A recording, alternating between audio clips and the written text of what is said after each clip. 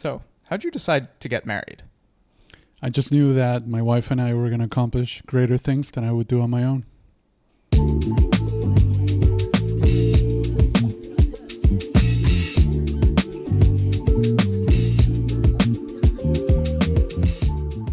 Welcome to another episode of Horses with Horns. I'm Indranil. I'm Nicholas. And it's crazy. This is week 7. We're really happy that we've gotten this far already, and thank you all for watching. Today, we're going to talk about getting married. Not actually, but something similar. We're going to talk about the process of finding a co-founder, understanding if you even actually need a co-founder, and if you decide that you want one, how do you go about finding one? So, we're going to talk to the married man here. Yeah. How do you go about that discussion? You have an idea, you have decided you're going to start a business. How do you know if you want a partner? Right. So I think that's an unanswerable question in many ways because no one knows, right? And it has the granularity of knowing not just do you need someone else, but who, right? Saying normally goes, it's better to be alone than to have bad company, which I think is true. I don't necessarily know. I don't know how to validate that. But when you think about the advantages, I guess, at least, of being on your own when it comes to starting a company, I can think of many. One of them is that, especially in the early days, a lot of what you do is discovery, right? So you come into the business with a lot of assumptions. You think it's going to go one way. You think the opportunity is somewhere where, hey, there's no company that's doing this. There's no company that's putting things together in this way. So you bet on that. Now, normally what happens and what happened to me is that it started with an idea with an opportunity, but it didn't really start with a problem. It didn't start with conversations with potential clients or at least identifying a good problem. So that seems to be a common problem for a lot of people. And I think just going through that discovery, consistently changing when you have to move, just think of it in life, right? If you had to move cities or if you had to move or if your income is not consistent, right? When there's a lot of changes, it's much more dynamic and easier if you're on your own than if you have someone else to split the decision-making process with. Okay, so you're saying that it can be easier because it's just you're thinking about you and how you want to approach the discovery process. Exactly. And I think a lot of times when people talk about having co-founders or not having them, the angle of the conversation tends to come from a vision perspective. Like, do we share the same vision? Do we have the same goal? Which matters. And normally any 2 people don't. Any 3 people probably definitely don't. But one of the things that I realized having co-founders is that the distinction actually comes even in smaller forms. Like, do we take notes the same way? Do we consider when we meet the way that I'm taking my notes or the way that I'm taking notes for this meeting, is that what you consider good notes? The outcomes of the meeting, things like that, even in the minute type of stuff. Yeah, we can get into working styles in a bit, but before even that, like the discovery process, the challenges of going through discovery and vision with multiple people, why not though? Like, why wouldn't having multiple minds and maybe different perspectives be helpful? I think it's helpful. I'm not saying it's not, but I do think it's challenging to have someone else at that stage. I think because there's so much more discovery at that point. I don't know. One of the first learnings that I had, especially at that early part of the business, which I think I'm still in, is that the discovery doesn't come from sitting down and brainstorming about things. It comes from that outside of the company and talking to other people and discovering the opportunities outside. And the only benefit of having a co-founder from that angle, I think, is just having 2 mouths to have double the amount of conversations. But not necessarily, it's not really an ideas moment, I think. I think it's much more about discovery, right? And to discover, the knowledge really comes from the outside, not from 2 people sitting in a living room talking about things. Yeah, I agree. I mean, I think even from the vision perspective, it's probably helpful to have one person and one vision and to get another person to buy into that. Where the other person can come in is almost that external perspective. Like at the start, it is one other person, one other voice helping you refine and decide what the vision is. Yeah. But ultimately, I'd say in most cases, there's one founder or one of the two co-founders is the one who came with the idea, and then the other person decided, hey, okay, I like this. Let's work on it. Yeah. I think the idea, in any case, it has to be validated anyway. So Right, which you have to do externally. Like it's not going to stay with just the founders or just employees. Right. It's not something that's going to come up just by sitting down and thinking about it. You know, even when you would have to have brains that complete each other's thoughts to be able to say, what if we do this? Oh, and this and that and this. More often than not, if we're both trying to come up with a singular idea, I'm going to suggest one thing and your idea might pull it the other way. So I don't know if the co-founder environment helps in brainstorming for business, because the validation comes from talking to the outside of the company. Okay.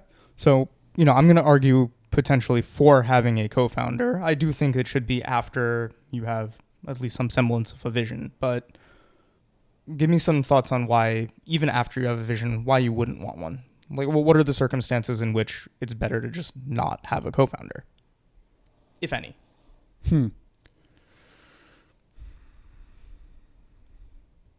I think ultimately the founder team or the singular founder needs to cover two things. And that is, the problem must be identified, and that in actions translates to a lot of conversations with the client side, sales, just meeting with the actual consumers, the customers that you have or want to have, and investors, right? Just the identifying of the problem. And the other thing is that the solution aspect of that problem needs to be taken care of, right? So the actual building of the solution or the actual knowing or ideation of the solution should also be covered by the founder team or the one founder. So I would say, if you feel like you may on your own cover these two things, that's maybe a reason to not have a co-founder. And the more emotional reasons is so that you don't have to argue with anybody and don't have to have disagreements and things like that. Yeah, easier to go it alone if you're a disagreeable person, I suppose. Oh, yeah. I mean, this happens all the time, right? I play FIFA with some regular. I don't play that often. I don't own any video games. But when I play with my younger brothers, for instance, we play FIFA. And one of the things that we are doing as of recently, we are playing on the same team. I can't remember the last time that we played against each other.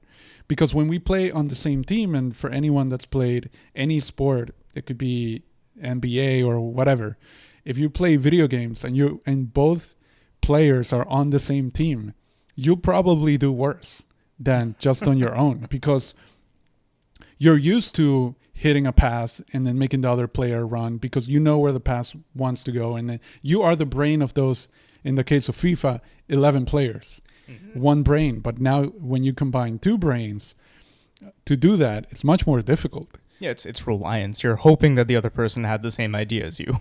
Right. And, it's funny because when the opposite team, which is the computer, is attacking us, it's funny when you see my brother and I, we're both controlling different players. We both go after the player that the computer is attacking with, the player that has the ball. And it's like, okay, no, wait, you take him. I'm going to go here. Like, your first reaction is, let me go take care of that, and not thinking, oh, wait, are you taking care of him? Okay, let me go take care of this other thing. Like, it's much easier to think of your own, Okay. That makes sense. So, I guess we can maybe even frame the next step here as, what is the purpose of a co-founder then? We know why you wouldn't want one. Yeah. What do you have one for? Well, this is just to kind of keep going with the same example here. It's unrealistic because in real life, you need 11 players. You don't have one person controlling 11 brains, right? So in real life, you either play against a coordinated team of 11 players versus one. If you want to do if you want to go it alone, which will go very poorly most of the time. Exactly. Sports, business, alike, not exactly the same thing, but if you manage, I think in life and in business, to find a good way to create a good sense of teamwork and a good sense of accountability and a good sense of working together no matter what and no matter what the circumstances, that will go further. And it just helps balance things, when you're having a bad day, I can maybe I'm not having a bad day and I can help you get back to normal, and the opposite. Mm-hmm. Right? And at startups, most of the time you're both having a bad day for quite some time. Right. So the other thing is that I think a good reason for a co-founder is that, it's very lonely. And I've said over many episodes in this podcast just how lonely that journey is, because it is. You're the only people that you're trying to talk to don't want to talk to you. You're knocking on a bunch of doors and people don't want to open their doors. It's mostly no's most of the time. So it's good to have someone to laugh it off with, at least, someone that, if you, first of all, you should like to make fun of yourself. And if you can make fun of each other, that's great. That's, for Exodus Consulting, my dad and I, we make fun of each other all the time, like all the time. Because, and when I say make fun of each other in the sense of in real life we do, but also in the sense of the business, right? Because you have to find a way to make it humorous. Yeah, that makes sense. So even more tactically though, what would you look for in a co-founder? Like, sure, you can make fun of your family and friends all the time, but in an actual working relationship, then what are you looking to get out of that? I think, going back to what I said earlier, those two things needs to be covered anyway. And you should ideally like your co-founder. Oh yeah, I think those two main things should be covered: the problem and the client. That basically means the client side, the outside of the company, and the solution, which is the inside of the company. How are you gonna run the operations to build a solution for that problem? I think rarely that is done by the same person, or even by the same person. So at least I would say from a business need, you need to find someone else to cover that blind spot that you yourself don't have covered. But then the other thing is, I strongly would recommend working with friends, people that you have a pre-existing relationship with, that even if things go really bad, that you can still go back to who you were before that. Yeah, let's hold that. I do want to come back to that. But I think on the previous point, I would go even further than just the discovery days, right? Like your co-founder, especially your co-founder, very different from other employees. It's not somebody that you want for just one specific period or life stage of the business. Like one thing in startups is that not everybody's the right hire for every stage. Some people are better for those first few years. Some people enjoy the later years more. Mm-hmm. Co-founder ideally is going to be around for multiple stages.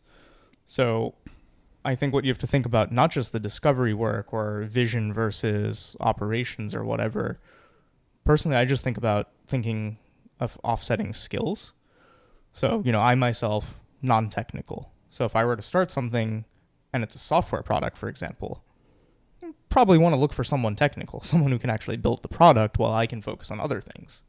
And just out of curiosity, how do you see that as I need a co-founder versus I need to make a hire? I think your product can probably determine that.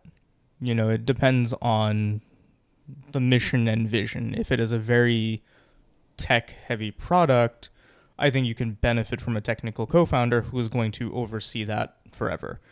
And I think it even goes into the next point of, hire people that you like to work with and trust, because you are kind of giving up a large piece of your business, saying that, hey, I trust you to go do these things that I know I can't do for a long time. Okay. I think The very long time is a good thing to keep in mind. Because it is a very long time, and it is Hopefully. right. And just think about it. Even if it's 1 year, 1 year is a long time. Yeah. It's a long time, and you'll probably ask yourself, and there will be days of that you will feel like, hey, if I was doing this on my own, I would be doing it better. And maybe for that one day and for that one moment, you might be right. But the thing is, sustained, I think having someone else comes in really handy. I also think one of the main reasons I think to have a co-founder is to be able to create accountability, because there is a, even beyond the discovery of the business model, basically, beyond that, there is a moment probably that keeps going even after hiring people. There is a moment that, or there's moments in the company with a lot of uncertainty.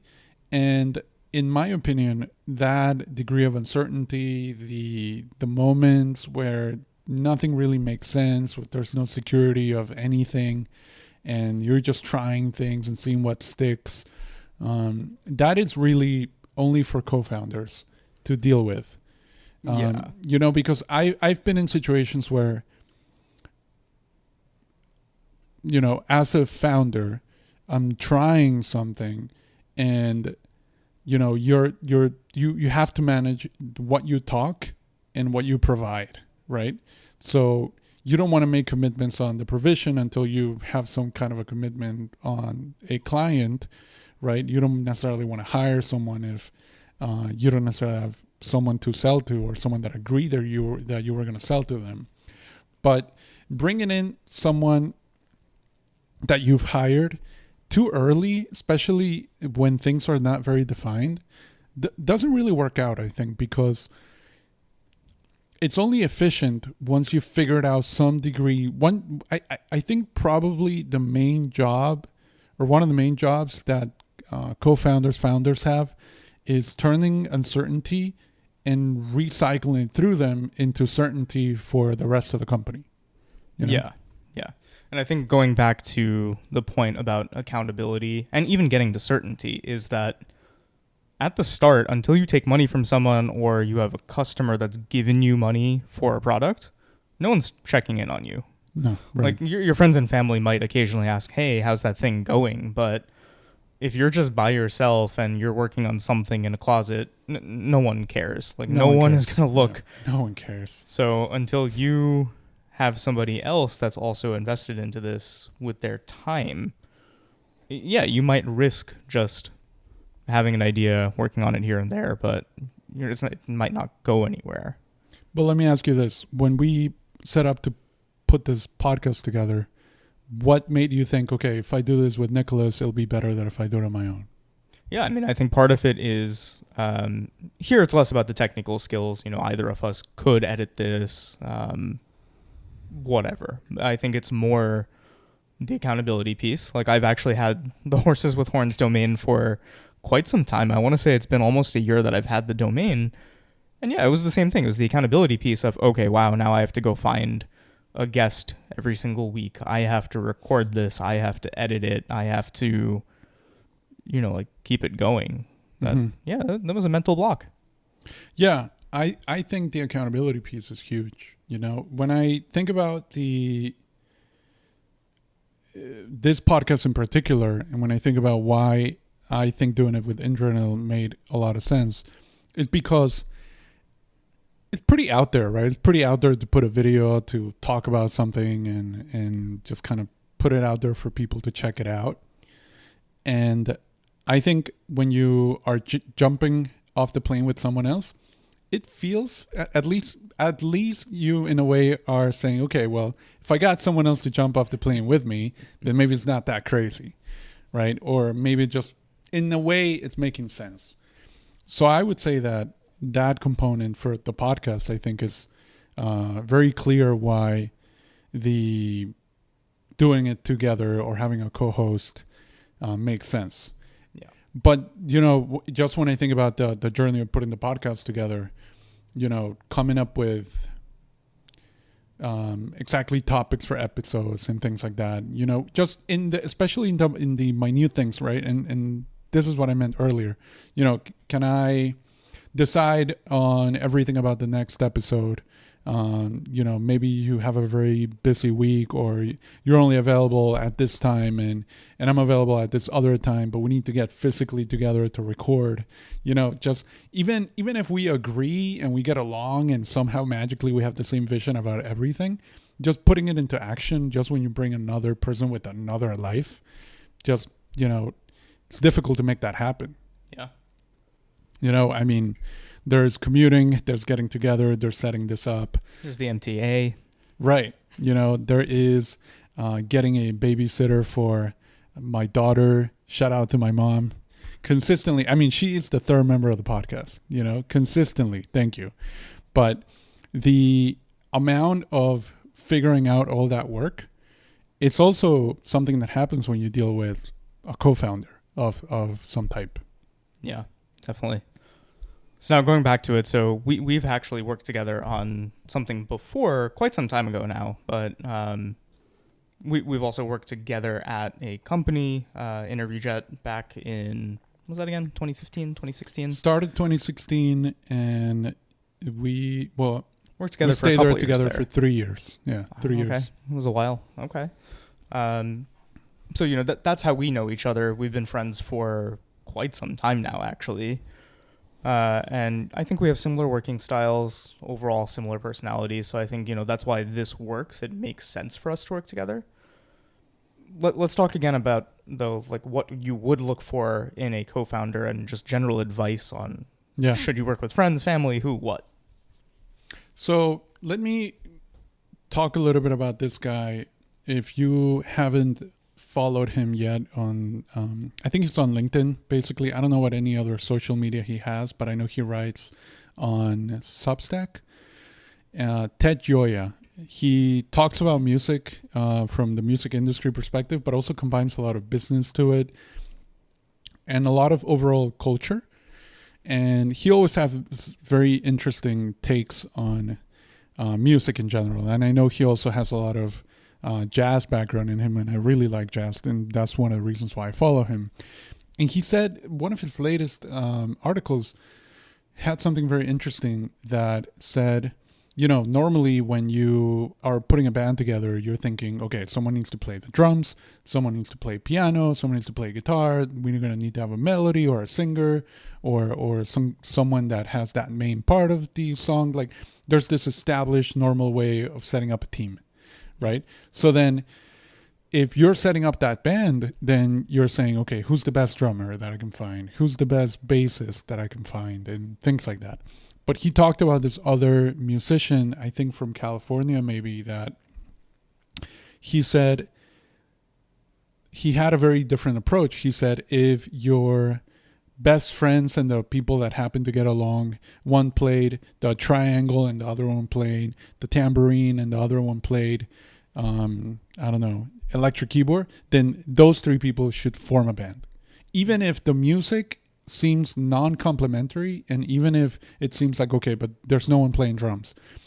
From a managerial perspective, this musician approached it, no, eventually if you put people that get along together, the music will happen. It will find itself.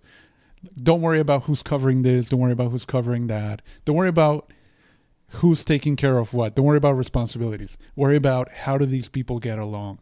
So the opposite perspective of saying like, okay, who's covering this? Do you have the, you know, that you're going to be the technical guy and I'm going to be this other guy, right? Like, not necessarily thinking about jobs, but thinking about, do we get along? I mean, that's an interesting thought considering early stage companies, especially from a funding perspective. Most people are funding the team. Right. Like, is this a team that I think is going to stick together? Is this a team that will figure something out? Whether it's this product or whatever, like I like the people. Right. So I got to say that I agree, you know, because there's so many things that go wrong that if the only thing that's holding you together with someone is logic and a good plan, and then you get punched in the face and realize that it's not a good plan, which most likely will happen. Oh, it will happen. Yeah. So, you need something else. So to answer your question, I would say friends and family is a great place to start, And also, I would say work on your personality to not take things personal when things don't work out, right? Like if we set up this podcast and let's say that you don't show up the day that we said we were going to be recording, maybe at some point I'll say, hey, this partnership is not working for the podcast, but that shouldn't get away of our friendship, right? So also, I would say work with friends and family, but also make sure that you are able to separate them from the personal side of your relationship with them. Yeah, that's the hard caveat that I would add to that. I also agree, working with close friends, especially on something that you intend to do for quite some time, that's very helpful. You do want to make sure that this is like a real friend, though. Somebody who's going to be mature about the fact that might not work. It's going to be an extremely difficult experience. You will probably argue at some point. And also, in the startup world, it can come to a point where maybe only one of the co-founders is actually good for the next stage of the business. Yeah. Like you may have to have that conversation one day.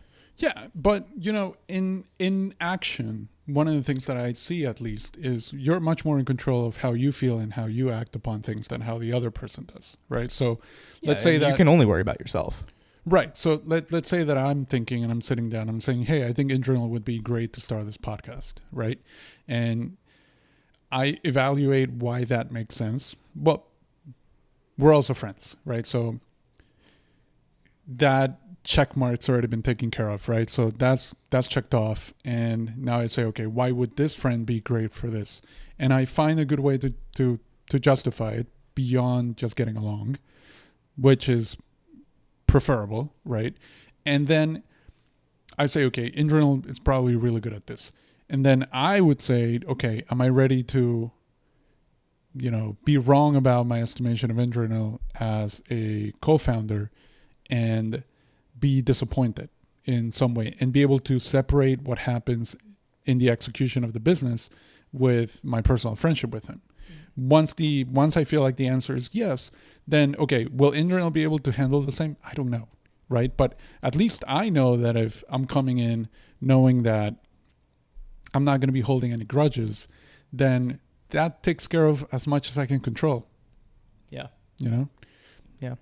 So that's what I would say. I would say start with friends and family. And if you feel like no one in your circles would be a good co-founder, different episode, and we're going to talk about it in a future episode, but consistently networking and just meeting new people, but trying to get to a friend stage per se, it's what I would recommend. Definitely. Yeah. Speaking of friends, we're going to hear from Samer. He's a really good friend of the podcast. Worked with him at my last company. He's actually the host of not one, but two really amazing podcasts, including Super Awesome Mix. So looking forward to hearing what he has to say about this. Hey, my name is Samer Abousalbi. I'm the co-founder of Super Awesome Mix, a company where we are using music to build a community and bring people together. We have a number of podcasts, so you can find more of our content at Super Awesome Mix on Instagram, and just search Super Awesome Mix on your podcast player of choice. So today I'm talking about finding a co-founder and the benefits and kind of how you go about doing that. All of my businesses have had co-founders, actually. I have tried to work solo before, and the benefits, of course, are that, you don't really need to run anything by anyone. Whenever you want to make a decision, you've made the decision, and that's basically that.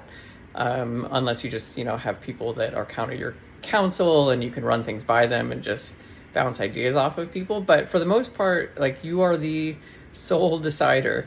But that is also the downside, I would argue. Because of that, it is difficult to bring in other ideas, and it's difficult to kind of find maybe something that you wouldn't have thought of because someone else brings their own perspective and their own point of view and their own experiences. Steve Jobs shared a parable of like rocks in a tumbler, talking about how you take a bunch of jagged rocks, you put them in a tumbler, you spin them long enough, they're all going to become like smooth and beautiful and be something completely different than if you just picked up a jagged rock in the first place. And that has always stuck with me on the reason why working with a team, especially one that you can, really kind of like find that smoothness with, is really beneficial, because ultimately you become something completely different whenever you surround yourself with, other people that are intelligent and eager and smart and, all of the good things, all the good qualities you would want in a co-founder. The other benefit of having a co-founder, is that you can share the workload. I mean, that's just a very practical kind of element there. You no longer, like if you stop working, it doesn't necessarily mean that like all work has stopped. You can also play to each other's strengths. I think that that's like a really important thing that a lot of people often forget. Like I mentioned before, we have a lot of different perspectives. We come with different backgrounds. So, Matt is my co-founder of Super Awesome Mix, and he is so much better at selling than I am. And I, tend to find myself to be very good at kind of strategic thinking and long-term vision and kind of where are we going and how do we get there. And then ultimately he's really good at kind of the execution side and like cold calling and like all these things that absolutely terrify me as an introvert. So it's great because we each kind of like hand off each other, hand off tasks to one another to move the business forward together.